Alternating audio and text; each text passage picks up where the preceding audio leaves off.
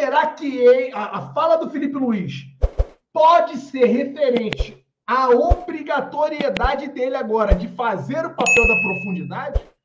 Porque a gente conhece o Felipe Luiz, já não é de hoje. E o Felipe Luiz conseguiu convencer, né, o Jorge Jesus que ele jogando por dentro, ele poderia agregar, acrescentar mais do que como aquele lateral contundente, de fazer a linha de fundo e de construir jogadas. A gente viu o Ayrton Lucas fazendo muito isso nos jogos iniciais. Então, são dois debates que eu vou trazer. Vocês estão vendo um cavalo de pau em tudo que o Flamengo jogou em 2022 ou são pequenos ajustes? Essa é a primeira pergunta. A segunda pergunta, né, anota aí, Renanzinho. A segunda pergunta para você meu caro amigo, qual dos dois vão ser o titular, né? Ou vai jogar a partida decisiva contra a equipe do Palmeiras no próximo sábado, uma partida que estamos todos já nervosos, querendo entender, querendo saber como que o Vitor Pereira vai trabalhar essa semana. Então, vamos lá, Renanzinho, por favor, né? E a galera do chat, se quiser contribuir também com relação a essa questão. Eu não vejo uma mudança tão abrupta assim no esquema, mas aí, Renanzinho, me ajuda aí, por favor. Vamos lá. Eu acho que a entrevista do Felipe Luiz, eu acho que ela tem um objetivo mais de comprar paciência para uma eventual derrapada do Flamengo no processo, porque isso faz parte da evolução, a gente pode derrapar, e se essa derrapagem acontecer num jogo que vale título, mesmo que simbólico, isso pode criar alguma fratura para a condução do trabalho do Vitor Pereira. Então eu acho que a validade da entrevista do Felipe Luiz, ela corre mais nesse sentido do que necessariamente no aspecto tático. Eu vi, de fato, o Felipe Luiz tendo que ocupar, em alguns momentos do jogo, esse campo, essa profundidade, e que ele não tem por hábito no Flamengo, até por ele ser um cara participativo com os treinadores, ele costuma facilitar as transições.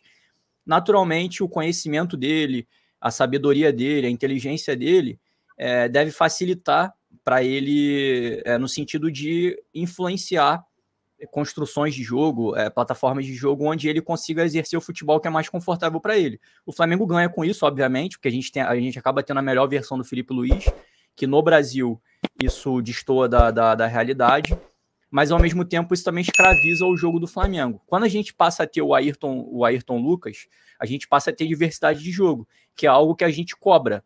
Só que você ter um jogador que te oferece diversidade e não ter um treinador que aproveite isso não vai valer por nada. E com o Vitor Pereira, isso acontece. Ele vai querer utilizar as características do jogador para poder correr atrás do objetivo coletivo. E isso, inclusive, ele dá ênfase na coletiva dele. Ele fala, quando ele comenta sobre depois a gente vai aprofundar mais na coletiva, mas quando ele compara o Varela com o Mateuzinho, na pergunta que a Raíssa Simplício fez, se eu não me engano, ele fala que a competitividade é importante e que você ter jogadores de características diferentes te dá a oportunidade de ajustar o teu time de acordo com aquilo que o jogo se apresenta. Ele fala que não faz sentido você forçar um corredor que está fechado, porque quando um corredor se fecha, algum espaço em outro lugar se abre, e é nesse espaço que a gente precisa aproveitar.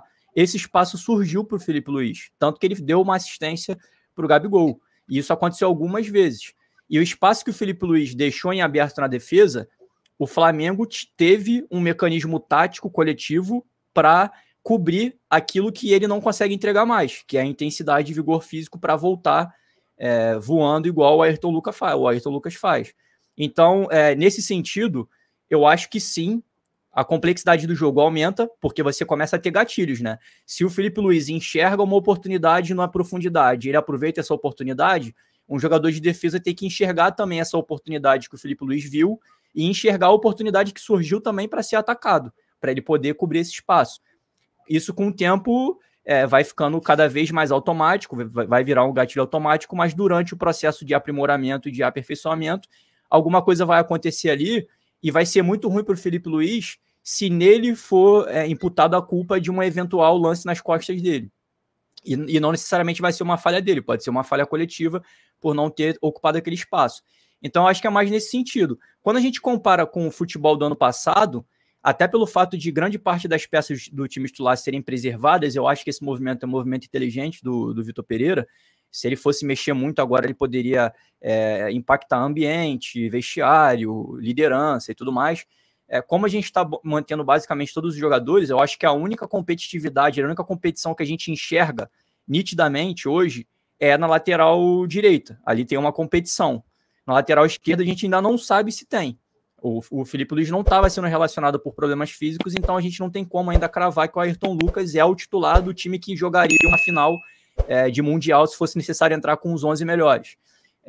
Mas por conta disso, eu acho que o Vitor Pereira ainda não mexeu na maneira que o Flamengo joga. Eu vejo muita semelhança, vejo alguns gatilhos que vão ser exigência dele com o tempo de pressão pós-perda, posicionamento ofensivo, de maneira que ao perder a posse de bola a gente já comece o momento defensivo ali a tentar recuperar a bola imediatamente.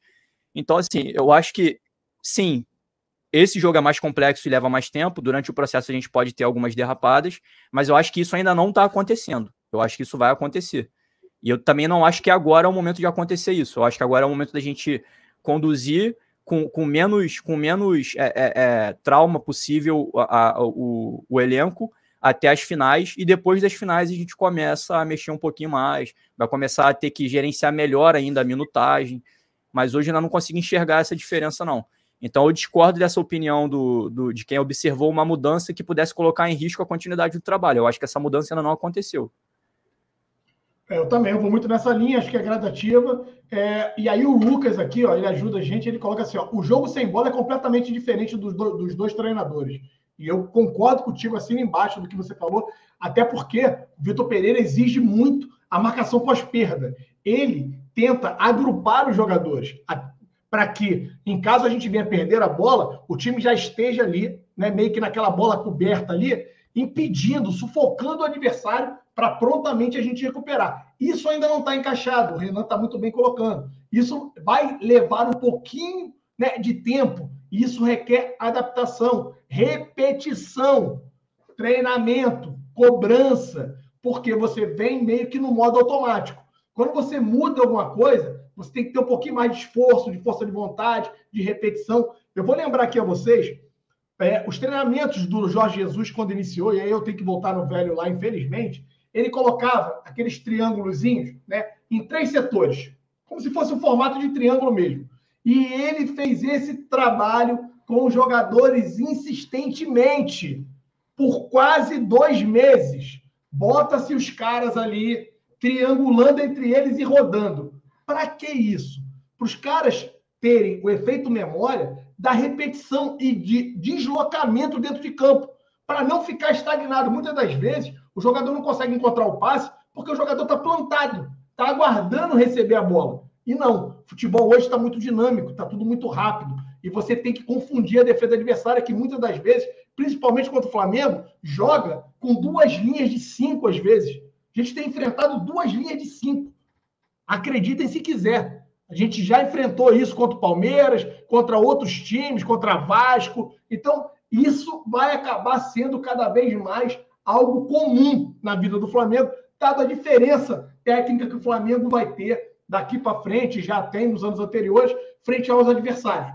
Então, para eles se resguardarem, eles vão fazer dessa forma, tá? Então, eu acho que ainda sim, sem a bola, o Vitor Pereira cobra intensidade, cobra que o time se agrupe mais rápido, né? E isso vai acabar acontecendo de forma gradativa. São apenas 3 jogos. Por isso que eu falei, Renanzinho, vamos analisar. Esse é o 3º jogo com o Vitor Pereira, galera. E o 3º jogo que a gente entrou com uma equipe meio que alternada, né? Ou equipe mista, cada um use, né? Ou alternada não, a equipe alternativa ou equipe mista, né? Porque tinham alguns jogadores titulares, mas tinham muitos outros jogadores que não são os titulares da posição.